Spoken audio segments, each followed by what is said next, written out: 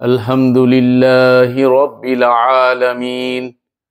الحمد لله وسلام على عباده الذين اصطفى.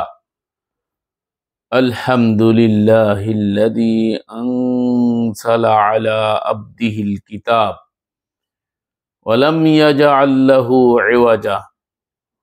ربي أعوذ بك من همزات الشياطين وأعوذ بك ربي أن يحضرون. بسم الله الرحمن الرحيم. ولا تقولوا لما تصف ألسنتكم الكذب هذا حلال وهذا حرام لتفتروا على الله الكذب إن الذين يفترون على الله الكذب لا يفلحون. মাতাউন কালিলুন ওয়া লাহুম আযাবুন আলিম। সম্মানিত দ্বীনী ভাই ও ভগ্নীগণ, সকল প্রশংসা সেই আল্লাহ সুবহানাহু ওয়া তাআলার জন্য, যিনি আমাদের জন্য আল কিতাব অবতীর্ণ করেছেন, যাতে রাখেন নাই কোনো বক্রতা, এবং তিনি কিতাব বোঝানোর জন্য নবী এবং রসুলদের ধারা অব্যাহত রেখেছেন। সেই রব্বুল আলামিনের জন্য সকল কৃতজ্ঞতা। আমরা আজকে আপনাদের সম্মুখে আলোচনা করতে চাচ্ছি হালাল হারামের বিষয়। মনে রাখবেন, হালাল হারামের অধিকারী একমাত্র আল্লাহর বিধানে আল্লাহ ছাড়া আর কেউ নাই।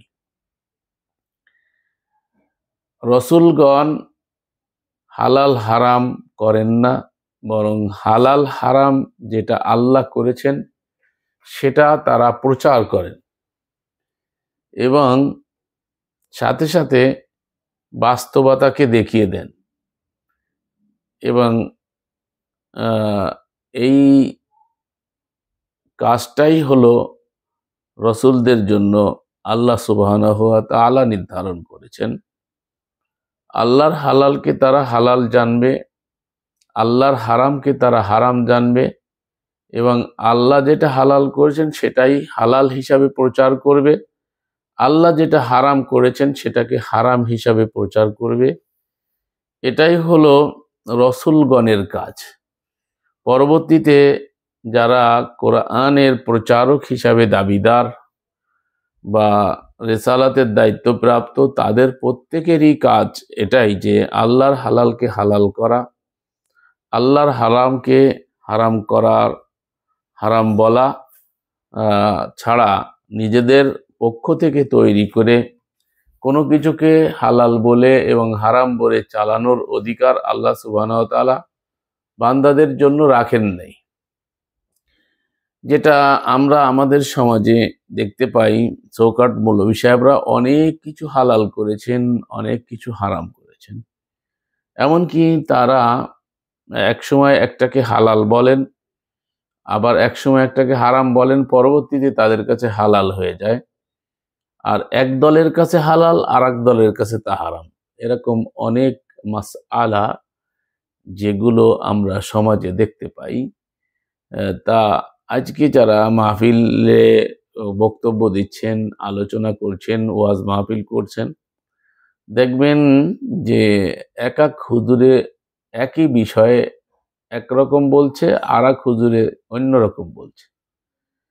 সাধারণ জনগণ এখানে কিংকর্তব্য বিমূঢ় হয়ে যায়, তারা বিতৃষ্ণা বোধ করে, এবং অনেক সময় তারা অনেক ক্ষতির সম্মুখীন হয়, যেটা হিল্লা বিয়া সহ এরকম নানা রকমের হুজুরদের ফতোয়া, যা কিছুদিন আগেও আপনারা দেখলেন মসজিদের ভিতরে হিল্লা চালু করে দেওয়া হলো।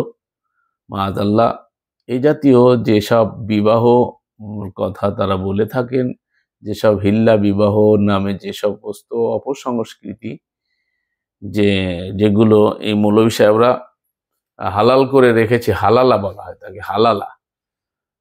প্রচলিত সহিহ হাদিসেও তাকে নিকৃষ্ট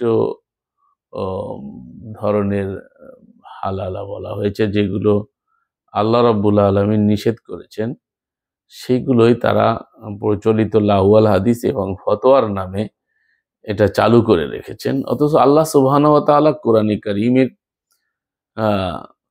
16 নম্বর সূরা আন-নাহলের 116-তে আল্লাহ সুবহানাহু ওয়া তাআলা ইরশাদ করেন, লা তাকুলু লিমা তাসিফু আলসিনাতুকুমুল কাযিবা হাযা হালালুন ওয়া হাযা হারামুন লিতাফতারু আলাল্লাহিল কাযিবা ইন্নাল্লাযীনা ইফতারুনা আলাল্লাহিল কাযিবা লা ইফলিহুন।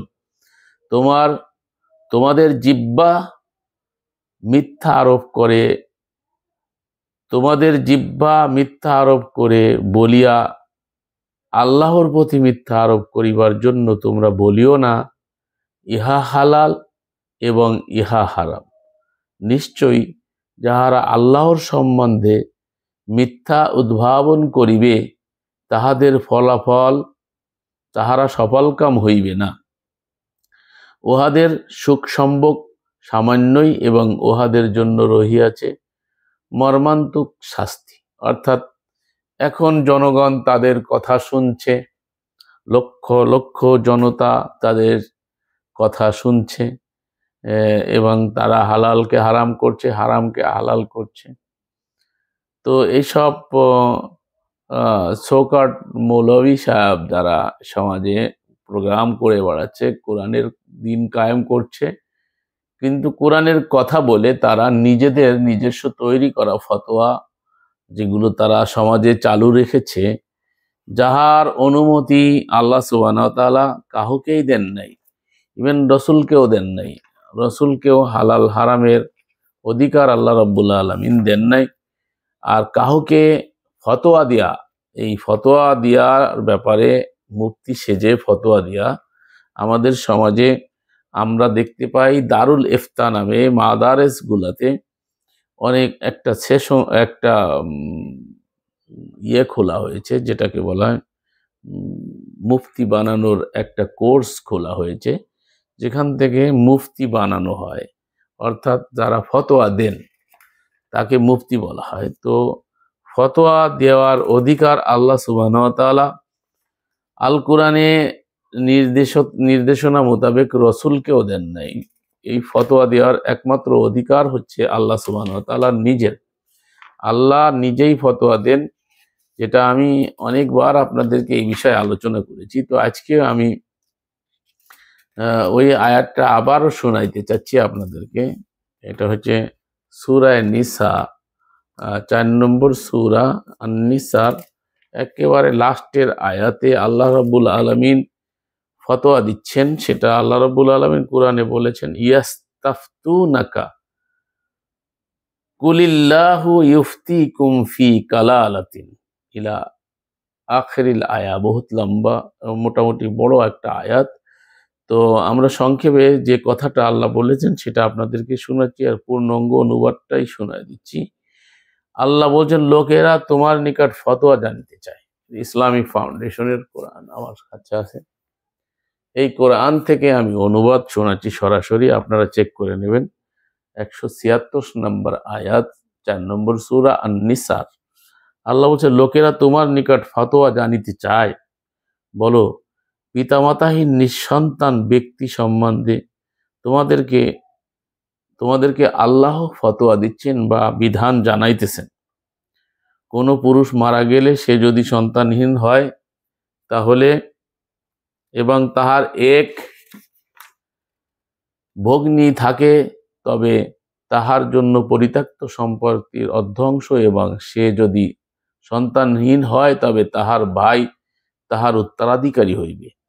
আর 2 ভগ্নী থাকিলে তাহাদের জন্য তাহার পরিত্যক্ত সম্পত্তি 2/3 আর যদি ভাই বোন উভয় থাকে তবে 1 পুরুষের অংশ 2 নারীর অংশ সমান। তোমরা পথভ্রষ্ট হইবে এই আশঙ্কায় আল্লাহ তোমাদের পরিষ্কারভাবে জানাইতেছেন, এবং আল্লাহ সর্ববিষয় সবিশেষ অবহিত। অর্থাৎ সূরা আন-নিসার লাস্টের আয়াতে আল্লাহ রাব্বুল আলামিন নিজে বলছেন, রসুল তোমাকে ফতোয়া জিজ্ঞেস করেছেন, তুমি বলে দাও যে আল্লাহ ফতোয়া দিচ্ছেন। সূরা নিসার ভিতরে আরো একটা আয়াত আছে যেখানে স্পষ্টত আল্লাহ রাব্বুল আলামিন নিজে ফতোয়াদাতা এবং নিজে হালাল হারামের অধিকারী বলে আল কোরআনে আল্লাহ দ্ব্যর্থহীন কণ্ঠে বলে দিয়েছেন। তাহলে আমাদের এই যে সকল চৌকাট মৌলবীরা বিভিন্ন জিনিসকে হালাল বানাচ্ছে আর হারাম বানাচ্ছে, এগুলো আপনারা জেনে আসছেন। আমরা অনেক কিছু দেখিয়েছি আপনাদেরকে, যাবত আমাদের ভিডিওগুলো দেখলে আপনারা বুঝতে পারবেন যে তারা নিজেরা অনেক কিছু হালাল বানিয়েছে, হারাম বানিয়েছে লাহওয়াল হাদিস ভিত্তিক, এবং তাদের হালাল হারাম এক এক জনের এক এক রকম। আমরা যদি 4 মাযহাব দেখি তো 4 মাযহাবে এরকম হালাল হারামের পার্থক্য আছে, যে এক মাযহাবে হালাল বলে আর এক মাযহাবে সেটাকে হারাম বলে। তো একই দিন যদি আল্লাহর পক্ষ থেকে এসে থাকে তাহলে এক ইমাম কি করে আল্লাহর কিতাব ও সুন্নাহ, তারা বলেন কিতাব ও সুন্নাহ থেকে তারা মাসআলা ইস্তেমবাদ করেছেন, অর্থাৎ কোরআন হাদিস থেকে নাকি তারা মাসআলা ইস্তেমবাদ করেছেন। তাহলে এক দলের ফতোয়া হানাফির ফতোয়া শাফিঈর কাছে মেলে না, শাফিঈর ফতোয়া হাম্বলির কাছে মেলে না, হাম্বলির ফতোয়া এক একজনের ফতোয়া এক এক দলের ফতোয়া আর এক দলের ফতোয়ার সাথে মিল নাই।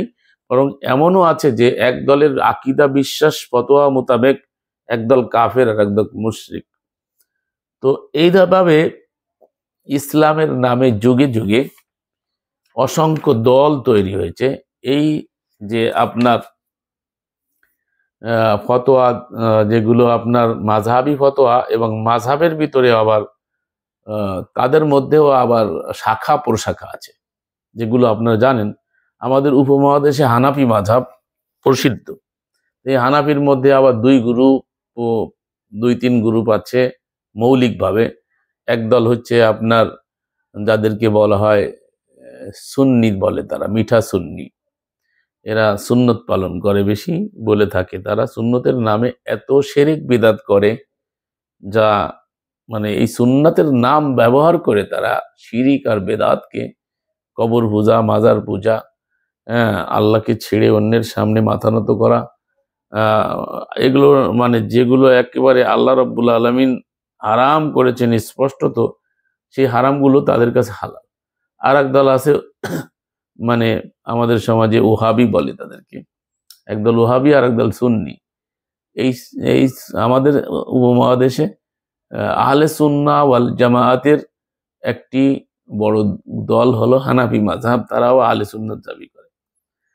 তা ওহাবি যারা দেওবন্দি বা ওহাবি, তারা আবার যেটা হালাল ভাবে সুন্নিরা সেটাকে হারাম ভাবে, সুন্নিরা যেটা হারাম ভাবে দেওবন্দিরা সেটাকে হালাল ভাবে। এবং অনুরূপভাবে আমাদের দেশে আরেকটা গ্রুপ আছে, তারা হচ্ছে আহলুল হাদিস বা আহলে হাদিস নামে প্রসিদ্ধ। তাদের আবার অনেকগুলো গ্রুপ আছে। তাদের এক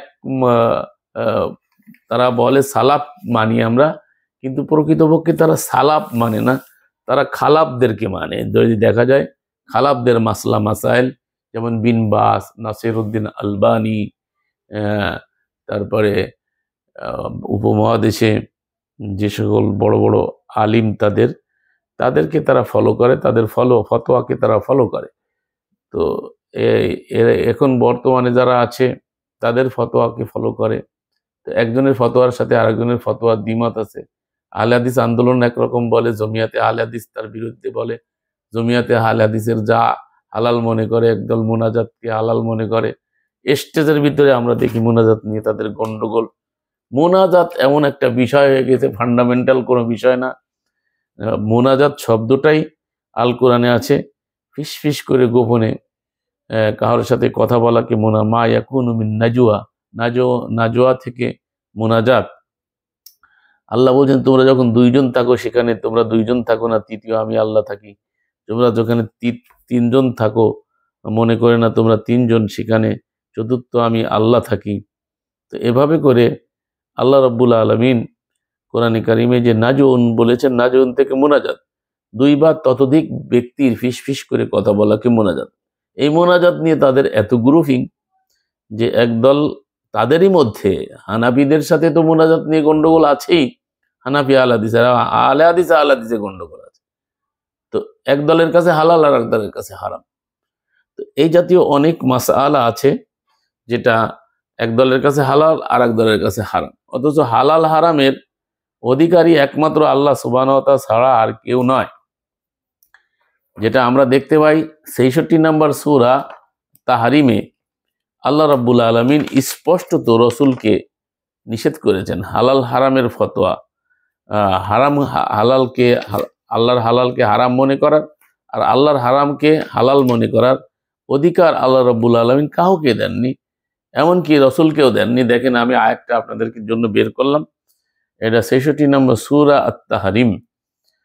এই আমি ইসলামিক ফাউন্ডেশনের অনুবাদ, আমাদের অনুবাদ যদিচ হয়েছে, তবুও আমরা এখনো যেহেতু অ্যাপস আকারে আপনাদের হাতে পৌঁছাই নাই, তো আমরা ইসলামিক ফাউন্ডেশন থেকে শোনাচ্ছি, যেটা আমরা সবাই পেয়ে থাকি, আমাদের হাতের কাছে আছে। আল্লাহ বলেন, ইয়া আইয়ুহান নাবিয়্যু লিমা তুহাররিমু মা আহাল্লাল্লাহু লাকা তাবতাগি মারদাতান আজওয়াজিকা আল্লাহু গফুরুর রহিম কদ ফারাদা লাকুম তাহিল্লাতা ইমানিকুম আল্লাহু মাওলাকুম ওয়া হুয়াল আলিমুল হাকিম। হে নবী, আল্লাহ তোমার জন্য যাহা বৈধ করে আছেন তুমি তাহা, অর্থাৎ আল্লাহ তোমার জন্য যা হালাল করিয়াছেন তুমি তাহা কি করে হারাম করিতেছ? কেন কেন তুমি হারাম করিতেছ? তুমি তোমার স্ত্রীদের সন্তুষ্টি চাইতেছ? আল্লাহ ক্ষমাশীল পরম দয়ালু। তাহলে স্ত্রীদের সন্তুষ্টির জন্য আল্লাহর রসুল নাকি কোনো একটা বিষয় আল্লাহর যে হালালকৃত জিনিসকে এসে নিষিদ্ধ ঘোষণা করলেন নিজের প্রতি, তা আল্লাহ রাব্বুল আলামিন তাতে এসে বললেন, হে নবী, তোমার জন্য যাহা আল্লাহ হালাল করেছেন তুমি তাহা নিষিদ্ধ করিতেছ কেন? প্রশ্ন ছুড়ে দিলেন আল্লাহ রাব্বুল আলামিন। এরপরে আল্লাহ রাব্বুল আলামিন দ্বিতীয় আয়াতে বলছে, সূরা তাহরিমের ৬৬ ১ নম্বর আয়াত বলছি, দ্বিতীয় আয়াতে আল্লাহ বলছে, আল্লাহ তোমাদের কসম হইতে মুক্তি লাভের ব্যবস্থা করিয়াছেন। আল্লাহ তোমাদের কর্মবিধায়ক, অর্থাৎ মাওলা। এই যে আমরা বলি মাওলানা, এই মাওলা হচ্ছে আল্লাহ, কর্মবিধায়ক। কিন্তু আমরা হুজুরদেরকে মাওলা বলি, মাওলানা বলতেছি, মুফতি বলতেছি। আগে আয়াত দেখাইলাম, সেখানে আল্লাহ নিজে মুফতি, আল্লাহ ফতোয়া দিচ্ছেন। আর এই আয়াতে আল্লাহ বলতেছেন আল্লাহু মাওলাকুম। আর সূরা বাকারার শেষ আয়াতে আছে আনতা মাওলানা ফানসুরনা আলাল কওমিল কাফিরিন, প্রসিদ্ধ আয়াত। ওয়া মাওলাকুম, একাধিক জায়গায় আল্লাহকে মাওলানা বলা হয়েছে কোরআনে, যদিচ হাদিসের ৯৯ নামের মধ্যে মাওলানা নাই। তো আল্লাহ রাব্বুল আলামিন নিজে মাওলানা এটা দাবি করেছেন, কিন্তু সেই মাওলানাটা ৯৯ নাম থেকে উধাও, এবং সেটাকে মৌলভী সাহেবরা নিজেদের জন্য ফারেক হইলে, আলিয়া থেকে ফারেক হইলে সে মাওলানা হয়ে যায়, আর কওমি থেকে ফারেক হইলেও তাকে মাওলানা বলা হয়, যদিচ তাকে বলা হয় দাওরা হাদিস পাশ করেছে। মানে দাওর মানে ঘুরে আসা, মানে হাদিসের দরজা থেকে ঘুরে আইছে। তো আল্লাহ বলছেন তিনি সর্বজ্ঞ প্রজ্ঞাময়। তো তাহলে রসুলের হালাল হারামের অধিকার নাই, অথচ আমাদের এই মৌলভী সাহেবরা যেভাবে হালাল হারাম বানায়, যেগুলো আমরা অনেক সময় বুঝে উঠতে পারি না। আমি আপনাদেরকে কিছু জিনিস দেখাই, নতুন নতুন ভাবে দেখবেন এই মৌলভী সাহেবরা একসময় হালাল বলে, পরবর্তীতে হারাম বলে, অথবা প্রথম দিকে হঠাৎ করে আসে না বুঝে শুনে একটা ফতোয়া দিয়ে দেয়, যে সেটাকে হারাম ঘোষণা দিয়ে দেয়। তার কিছু উদাহরণ আমি আপনাদেরকে দেখাচ্ছি। বর্তমান একটা ফতোয়া চলতেছে, এখন পৃথিবীতে চালু হয়েছে এএল প্রযুক্তি। এএল প্রযুক্তিকে বলা হচ্ছে, এএল হচ্ছে দাজ্জালের হাতিয়ার। এখন মৌলভী সাহেবরা তাকে ফতোয়া দিচ্ছেন, অথচ ১০-১৫ বছর পর এমন সময় আসবে যখন এএল দিয়ে সব কাজ চলবে। যেমন মোবাইলের বিষয়টা আমরা জানি। তো এএল ছাড়া কিছুই কল্পনাই করা যাবে না। এএল ছাড়া কোনো চাকরি বাকরি প্রমোশন কিছুই হবে না। মুসলমানরা এএল ও গ্রহণ করতে বাধ্য হবে, তবে আরও ১০-১৫ বছর পর তখন এই প্রযুক্তি পুরনো হয়ে যাবে, তখন আর কেউ দাজ্জালের হাতিয়ার বলবে না। এটা আমরা অনেক ক্ষেত্রেই দেখেছি মৌলভী সাহেবদের এগুলো।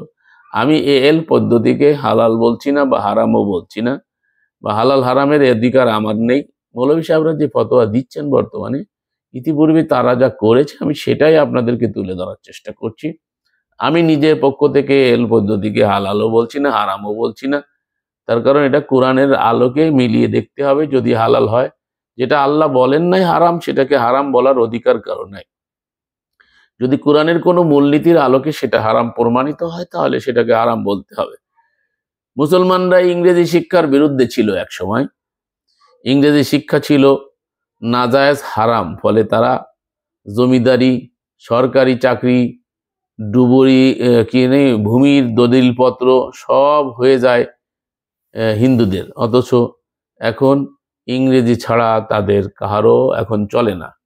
তো এই যে ইংরেজিকে হারাম বলা এক সময়, অথচ কোরআনে আল্লাহ বলছেন ভাষা আর এই ভাষার যে বৈচিত্র্য, এটা আল্লাহ রাব্বুল আলামিনের এক নিদর্শন, আয়াত। এটাকে আল্লাহ আয়াত বলেছেন। ভাষা আর এই যে মানুষের বিভিন্ন রকমের বৈচিত্র্যময় পৃথিবী, এটা আল্লাহ রাব্বুল আলামিনের সৃষ্টি। সকল ভাষার স্রষ্টা হচ্ছেন আল্লাহ। কোনো ভাষাকে অবজ্ঞা করা মানে প্রকারান্তরে আল্লাহকে অবজ্ঞা করা। তার কারণ আল্লাহ রাব্বুল আলামিন ভাষা সৃষ্টি করেছেন। অথচ এই হুজুররা এক সময় ইংরেজদের প্রতি তাদের ঘৃণা থাকার কারণে ইংরেজিকে হারাম ফতোয়া দিয়েছে। তো ইংরেজদের পরে আপনার খারাপ ধারণা থাকতে পারে, তাদের অত্যাচারে, নিপীড়নে আপনারা হয়তো নির্যাতিত হয়েছেন, তাই বলে ইংরেজি ভাষাকে হারাম বলা যায় না। আরবরা যদি কেউ আপনার পরে অত্যাচার করে, কত আরব আজকে অত্যাচার করতেছে বাংলাদেশের থেকে মেয়েদেরকে নিয়ে, তাদের সাথে রেপ করতেছে, তাদেরকে একবার ছেলে একবার মেয়ে অনলাইনে যা আমরা দেখি, মাআযাল্লাহ। এসব বিষয়ে তাদের ফতোয়া নাই, এসব বিষয়ে তাদের ওই যে হুকুম যেটা, সেটা বলবৎ হয় না।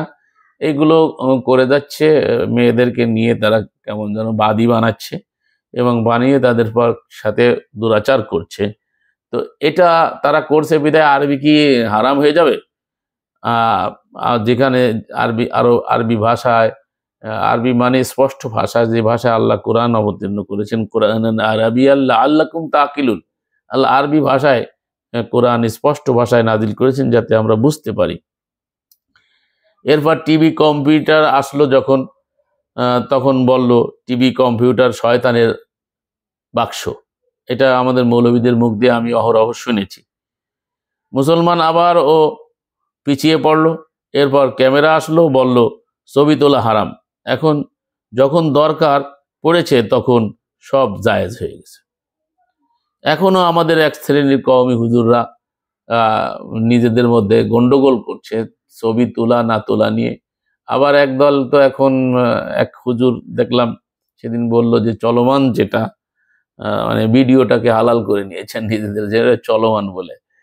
আর একটা হচ্ছে স্টিল ফটো তারা হারাম বলছেন, প্রয়োজন ছাড়া করা যাবে না। যাই হোক, এ জাতীয় অনেক ফতোয়া তারা দিয়ে থাকেন, কিন্তু এই জাতীয় কোনো ফতোয়া, এমনকি মূর্তি তৈরি করার ব্যাপারেও দেখা যায় কোরআনে কারিমে স্পষ্টত সুলাইমানের সময় তারা এগুলো তৈরি করত। এই ব্যাপারে কোরআনে দ্ব্যর্থহীন আয়াত রয়েছে স্মৃতি ধরে রাখার জন্য। তবে মূর্তির পূজা, উপাসনা, মূর্তির কাছে কিছু চাওয়া, এগুলো আল্লাহ রাব্বুল আলামিন কোরআনে কারিমে আল্লাহ ছাড়া কোনো গায়ের আল্লাহর কাছে চাওয়া, এটা শিরক বলে আল্লাহ স্পষ্টত ঘোষণা দিয়েছেন। সেই মূলনীতির আলোকে ওই বিষয়টা নাজায়েজ হতে পারে, কিন্তু ছবি রাখা, স্মৃতি ধরে রাখা, এটা তো যুগ যুগান্তর থেকে চলে আসছে। আমরা প্রত্নতাত্ত্বিক যে বিষয়গুলো সেখানে দেখতে পাই যে পূর্বেকার যে সমস্ত বিল্ডিংয়ে নেতা নেত্রীদের ছবি তারা সেই সময় নিজের হাতে তৈরি করত এবং তাদের চিনার জন্য তাদের ইতিহাস লিখে রাখতো। এগুলো দেখা যায় পূর্ব থেকে চলে আসছে। তো এইগুলোকে এক সময় এই মৌলবীরা যারা আছে আমাদের সমাজের মুফতিয়ান একরাম, এরা অনেক অপরিণামদেশী ফতোয়া তারা দিয়ে থাকে। তারা ফতোয়া দেয় কিন্তু আসলে আগে পিছিয়ে ভাবে না এবং মূলনীতি দেখে না, যার কারণে একসময় যেটাকে হারাম বলে পরবর্তীতে তাদের জন্য হালাল হয়ে যায়। একসময় টিভি হারাম ছিল, এখন মিডিয়াতে হারাম ছিল, মৌলভী সাহেবরা ফতোয়া দিতেন এগুলো। এখন দেখা যায় মৌলভী সাহেবদের জন্য মিডিয়া খোলাই যায় না। আপনি মোবাইল খুললে শুধু হুজুর আর হুজুর, হুজুর আর হুজুর। এখন কি করে হুজুরদের জন্য এটা হালাল হয়ে গেল, আল্লাহ আলাম, আল্লাহই ভালো জানেন। এরপরে আমাদের দেশে দরিদ্রতার প্রধান কারণ হুজুরদের কথায় অন্ধবিশ্বাস, নারীদের বাইরে কাজ করা হারাম, ইহুদিদের থেকে টাকা নেওয়া হারাম। এখন হুজুর ফেসবুক পেজও মনিটাইজেশন যেটা করা হয় সেটাও তো ইহুদিদের অনেকের এইগুলো থেকে তারা উপকৃত হচ্ছে। আমাদের মৌলভী সাহেবরা এখন কি করে হালাল হয়ে গেল? মহিলারা বাইরে বের হতে পারবে না, কাজ করতে পারবে না। এবং আসহাবদের ব্যাপারে ইতিহাসেই দেখা যায়, এবং স্বয়ং নবীর মেয়েও ইহুদিদের ঘরের থেকে আলী রাদিয়াল্লাহু তাআলা আনহু ফাজাইলে আমলের ভিতরে পড়েছি, আল্লাহু আলাম। আমি জানি না এসব বিষয়ে, আমরা তো বিশ্বাসও করি না এখন এগুলো। নবীর মেয়ে নাকি ইহুদিদের ঘরের থেকে জিনিসপত্র এনে দিতেন, সেটা করে তারপরে যে বিনিময় সেটা দিয়ে তারা জীবিকা নির্বাহ করতো, এরকম কথা হাদিসের পাতায় পাতায় আছে। তারপরেও তারা এ জাতীয় ফতোয়া টতোয়া দিয়ে থাকেন। মাঝে মাঝে তো ফতোয়া দেয় খাওয়া যাবে না, এটা এই পণ্য নিষিদ্ধ করেন, এই সেই। কিন্তু আল্লাহ যেটা বলছেন আইদুল্লাহুম মাস্তাতাতুম মিন কুওয়া, যেটা শাসকদের কাজ, সেটা শাসকদেরকে উদ্বুদ্ধ করে সেই কাজটা করা, সে ব্যাপারে মৌলভী সাহেবদের কোনো ভূমিকা দেখা যায় না। নিজেরাই এমন কিছু করে বসে যেগুলো অপরিণামদর্শী। হ্যাঁ, যেমন 64 জেলার 63 জেলায় বোমা বিস্ফোরণ, ইসলামকে অনেক দূর পিছিয়ে নিয়ে যাওয়া হলো। ইসলামের প্রতি মানুষের বীতশ্রদ্ধা তৈরি হলো। মানুষ ইসলাম মানে সন্ত্রাসী কর্মকাণ্ড বলে আখ্যায়িত করতে লাগলো। সেটা থেকে এখনো মানুষের ভিতর থেকে সেই আতঙ্ক আর সেই পরিস্থিতি থেকে মানুষ এখনো বের হতে পারে না। এগুলোর কারণ হচ্ছে মুসলমানরা আল কোরআন পড়ে না। কোরআনে আল্লাহ রব্বুল আলামিন নির্ধারণ করে দিয়েছেন কোনটা হারাম আর কোনটা হালাল, কিন্তু আমাদের সোকাট আলেমরা কিছুদিন পর পর নতুন করে ফতোয়া দেয়, হারাম হালালের তালিকা বানায়, যেন মুসলিম সমাজ পিছিয়ে থাকে। এই জন্যই আল্লাহর কথা আর আমাদের মৌলবীদের কথা এক নয়, আমাদের মুফতিদের ফতোয়া একরকম নয়। আল্লাহ কোরআন নাজিল করেছেন মানুষের কল্যাণের জন্য, অর্থাৎ রাজনৈতিক, সামাজিক, অর্থনৈতিক, পারিবারিক ও কল্যাণময় জীবনের জন্য। কিন্তু 99% মানুষ মনে করে আল কোরআন নাজিল করেছেন শুধু জান্নাতে যাওয়া জন্য, এই জন্য এটাকে ঢুলে ঢুলে আরবিতে তিলাওয়াত করতে হবে আর সওয়াব হাসিল করতে হবে।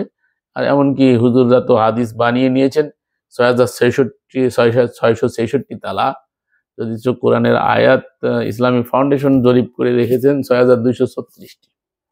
তো এখানেও তারা নিজেরা বিভিন্ন রকমের একটা আয়াতের অংশ বিশেষ মনে করে তারা নিজেরা এর ভিতরে নাম্বারিং করে কমবেশি করেছেন। আসলে আয়াতের কোনো কমবেশি নাই, আয়াত যা শুরু থেকে শেষ পর্যন্ত। নাম্বারিং তো আল্লাহ করেন নাই, আমরা আমাদের সুবিধার জন্য নাম্বারিং করে নিয়েছি।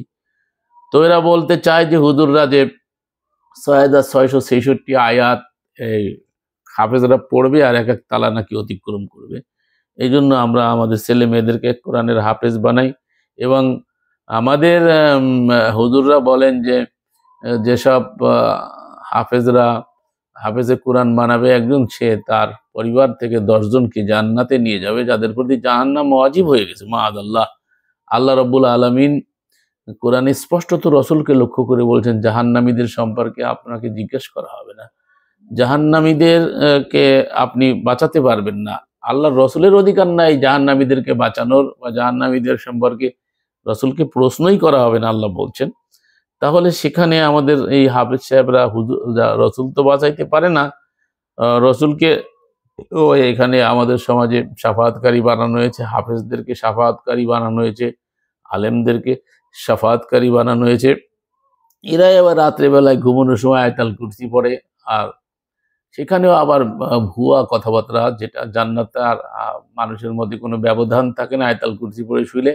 অথচ আয়াতুল কুরসির অর্থটাই জানে না, যেখানে বলা হয়েছে মানদাল্লাযী ইয়াশফাউ ইনদাহু ইল্লা বিইজনিহি, কে আছে আল্লাহ ছাড়া, আল্লাহর অনুমতি ছাড়া শাফাআত করবে। তো কাকে অনুমতি দেবেন এরকম কোনো নির্দিষ্ট কাহারও সম্পর্কে ব্যক্ত করা হয়নি আল কোরআনে। তথাপিও আমরা জেনে আসছি যে রসুল শাফাআত করবেন এবং শাফাআতের অধিকার তাকে দেওয়া হবে, এই জন্য রসুলের জন্য দোয়া করে। মাআযাল্লাহ, রসুল দোয়া করবেন উম্মার জন্য, এটা আল্লাহ স্পষ্ট কোরআনে বলেছেন। 4 নম্বর সূরা সম্ভবত 43 নম্বর আয়াতে বলছেন রসুল যদি তাদের হয়ে দোয়া করে, তাহলে তারা আল্লাহকে রহমানুর রহিম পাবে। তাহলে রসুল দোয়া করবেন উম্মার জন্য, এখানে উল্টো রসুলের জন্য দোয়া করছে আযানের শেষে, ওয়াবআসহু মাকামাম মাহমুদানিল্লাযী ওয়া'আদতা ওয়ারযুকনা শাফাআতাহু ইয়াওমাল কিয়ামাহ ইন্নাকা লা তুখলিফুল মিআদ। আমরা চিরজীবন ছোটবেলা থেকেই শুনে আসছি এইসব দোয়াগুলো, টেলিভিশনে আমরা শুনে আসছি যে আপনি যাকে শাফাআতের অধিকার দান করুন মুহাম্মদুর রাসূলুল্লাহকে, আমরা আল্লাহর কাছে দোয়া করতেছি, মানে আমাদের দোয়ায় মুহাম্মদুর রাসূলুল্লাহ শাফাআতের অধিকারী হবেন মাআযাল্লাহ। তো এই জাতীয় যেসব কথাবার্তা, এটা কোরআনের সাথে মেলে না। এগুলো আমাদের সমাজে চলমান, আমরা চিন্তাও করি না, ডিবেও যাই না। কোরআন নিয়ে আল্লাহ গবেষণা করতে বলে, সে গবেষণায় আমাদের কোনো খবরই নাই। তো আমরা কি করি, আল্লাহ যে নাজিল করেছেন কোরআন মানুষের কল্যাণের জন্য, অর্থাৎ রাজনৈতিক সামাজিক যা কিছু দরকার সবকিছুই কোরআনে আল্লাহ রাব্বুল আলামিন আমাদের জন্য দিয়ে রেখেছেন। শুধু প্রচলিত নামাজ, রোজা, হজ, যাকাতের জন্য যদি কোরআন নাজিল হতো তাহলে 30 পারা কোরআন নাজিলের দরকার পড়তো না। 2 বা 3 পারার মধ্যেই নামাজের নিয়ম কানুন, রাকাত এবং ওয়াক্ত বিস্তারিত নাজিল করতেন। সমগ্র কোরআনেই তুলনামূলকভাবে রাজা বাদশাহ ধনীদের কাহিনী বর্ণনা করেছেন, গরিব দুঃখী হওয়াকে নিরুৎসাহিত করেছেন। নবীর শিক্ষা করোনা ভিক্ষা মেহনত করো সবে, এগুলো সব আমরা পড়ি, কিন্তু আমাদের হুজুররা ভিক্ষাবৃত্তি ইসলামের নামে চালু করে রেখেছেন, যার থেকে তারা বের হওয়ার কোনো সুযোগ নাই। তার কারণ হলো এটা এজন্য যে তারা যে পথে হাঁটছে এটা আসলে আল্লাহর পথ না। আল্লাহর পথে যারা থাকবে তাদেরকে আল্লাহ রাব্বুল আলামিন এত বেইজ্জতি করতে পারেন না। আজকের মৌলভী সাহেবরা যেভাবে বেইজ্জতি হচ্ছে, লাঞ্ছিত হচ্ছে, সমাজে যেভাবে নিগৃহীত, এর কারণ কি? আল্লাহ রাব্বুল আলামিন এর যে বিধান, সেই বিধান থেকে আসলে আমরা সরে পড়েছি। আমি আপনাদেরকে প্রায় একটা বলে থাকি, স্মরণ করিয়ে দিয়ে থাকি, তো তারপরেও আমরা বেমালুম ভুলে যাই। একেবারে 20 নম্বর সূরা তহা এর 1 নম্বর আয়াতে আল্লাহ রাব্বুল আলামিন এই কথাটা বলেছেন, অথচ আমার এই কোরআন যেটা ইসলামিক ফাউন্ডেশনের, এটা 1 নম্বর আয়াত মাঝখান দিয়ে পাচ্ছি না। তো আমি আপনাদেরকে অ্যাপসের থেকে তহা মা আনজালনা আলাইকাল কুরআনা লিতাশকা, তোমরা হতভাগ্য হবে এজন্য আমি তোমাদের জন্য কোরআন অবতীর্ণ করিনি। তার মানে আমাদেরকে পৃথিবীর শীর্ষে থাকবো, এই কোরআন মেনে চললে আমরা লাঞ্ছিত বঞ্চিত হব না, সেজন্য আল্লাহ আমাদেরকে কোরআন দিয়েছেন। অথচ কোরআন নিয়ে নিয়ে দাঁড়ে দাঁড়ে ঘুরে বেড়াচ্ছি মানুষের কাছে, মানুষের দাঁড়ে দাঁড়ে ভিক্ষাবৃত্তিকে চালু করেছি কোরআন দিয়ে। এগুলো কেন, কি জন্য হচ্ছে, সেগুলো স্পষ্টত কোরআনে আল্লাহ বলে দিয়েছেন। কিন্তু দুঃখজনক হলেও সত্য, এই কোরআনকে মানে এরা হচ্ছে কিতাব বহনকারী গাধা, কোরআনকে বুকে নিয়ে ঝুলিয়ে নিয়ে ঘুরে বেড়াচ্ছে, অথচ তারা কোরআনের বিধানকে জানেও না, মানারও চেষ্টা করে না এবং জানারও চেষ্টা তারা করে না, যার কারণে আজকে সমাজের এই পরিণতি।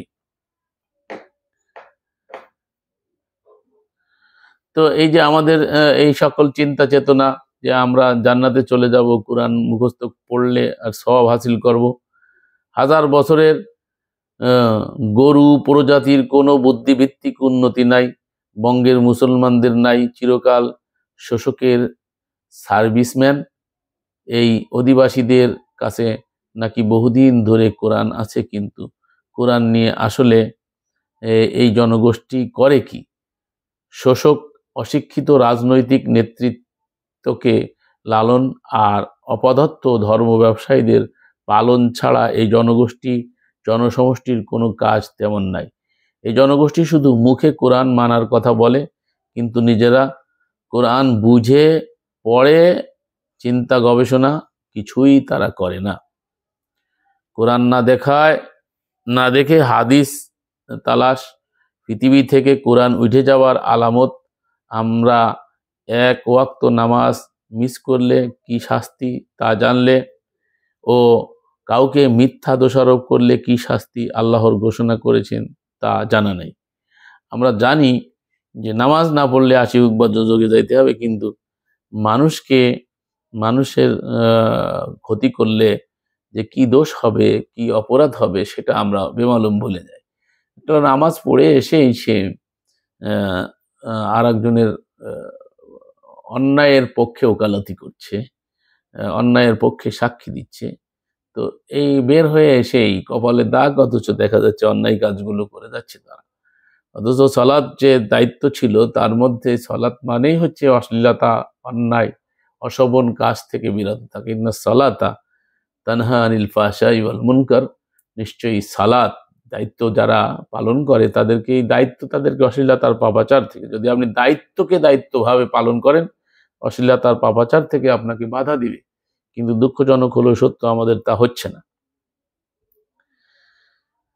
সেরেফ অনুমানের ভিত্তিতে অন্যের কান কথায় পরিচিত হয়ে কাউকে মিথ্যা অপবাদ বা দোষারোপ দিয়ে সম্মানহানি করার সুযোগ ইসলামে নেই। এটা ঘৃণিত ও শাস্তিযোগ্য অপরাধ। যারা বিনা অপরাধে বিশ্বাসী পুরুষ ও বিশ্বাসী নারীদের কষ্ট দেয়, তারা মিথ্যা অপবাদ ও প্রকাশ্য পাপের বোঝা বহন করে। আল্লাহ বলছেন সূরা আল আহজাব 33 নম্বর সূরার 85 নম্বর আয়াত। অথচ আমরা নামাজ পড়ে এই কাজগুলো করে যাচ্ছি। আমাদের আলোচনা ও আলোচনায় ও কাজে কোরআন নেই। আছে ধর্মকে জোর করে চাপিয়ে দেওয়ার মানসিকতা। জোর করে মানুষকে ধর্ম চাপিয়ে দেবে, তাই রাত ভোরে লাউড স্পিকার দিয়ে জোর করে মাইক, লক্ষ লক্ষ, 30 লক্ষ, 16 লক্ষ জনগান হয়েছে, অমুক তমুক, অনলাইনে দেখা যাচ্ছে এত লোক জনসমাবেশ হয়েছে। আবার স্বর্ণ অলঙ্কার অনেক কিছু হারিয়ে যাচ্ছে, সেখানে চুরি হচ্ছে ওয়াজ শুনতে এসে। তো এভাবে এত বড় জামাত হচ্ছে, টুঙ্গির ইস্তেমা হচ্ছে, বিশ্ব ইস্তেঞ্জায় যাচ্ছে মানুষ। তো আল্লাহ যেখানে বলেছেন দিনের ব্যাপারে কোনো জবরদস্তি কিংবা বাধ্যবাধকতা নেই, সেখানে আপনি কে বাধ্য করার? আল্লাহ রাব্বুল আলামিন 2 নম্বর সূরা 256 নম্বর আয়াতে স্পষ্টত ঘোষণা দিয়েছেন। 55 নম্বর সূরা 255-তে আয়াতুল কুরসির পরে আল্লাহ বলছেন লা ইকরাহা ফিদ্দীন ক্বাদ তাবায়্যানার রুশদু মিনাল গাই। তো সত্য মিথ্যার পার্থক্য হয়ে গেছে, দিনে কোনো জবরদস্তি নেই। অথচ আল্লাহর এই আদেশ উপেক্ষা করে অনেকে ধর্মের দোহাই দিয়ে আল্লাহ রসুলের নামে জবরদস্তি করে যাচ্ছে। অথচ আল্লাহ নবীজিকে বলেছেন, ওহারা যা বলে তা আমি জানি, তুমি তাদের উপর জবরদস্তিকারী নও। সুতরাং যে আমার শাস্তিকে ভয় করে তাকে উপদেশ দাও কোরআনের সাহায্যে। আল্লাহ রব্বুল আলামিন 50 নম্বর সূরার 45 নম্বর আয়াত, সূরা কফে লাস্টের আয়াতে এই কথাই বলেছেন। আল্লাহ রসুলকে জবরদস্তিকারী করে পাঠান নাই, তাকে লাস্তা আলাইহিম বিমুসাইতির, আপনাকে আমি দারোগা বানায় পাঠাইনি যে আপনি জবরদস্তি করবেন। আল্লাহ রসুলকে নির্দেশ দিয়েছেন কোরআনে সাহায্য উপদেশ দিতে।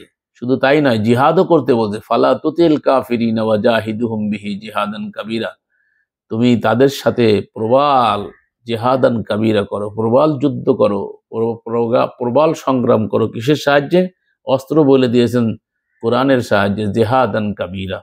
জিহাদান কাবীরা করতে, জিহাদও করতে বলছে কোরআন দিয়ে, দাওয়াত দিতে বলছে কোরআন দিয়ে, ওয়াজ করতে বলছে কোরআন দিয়ে, মানতে বলেছে কোরআন, জানতে বলেছে কোরআন, প্রচার করতে বলেছেন বালাগুল লিন্নাস, হাদা বালাগুল লিন্নাস। আল্লাহ বলছে হাদা বালাগুল, তাবলিগ করতে বলেছে কোরআন দিয়ে।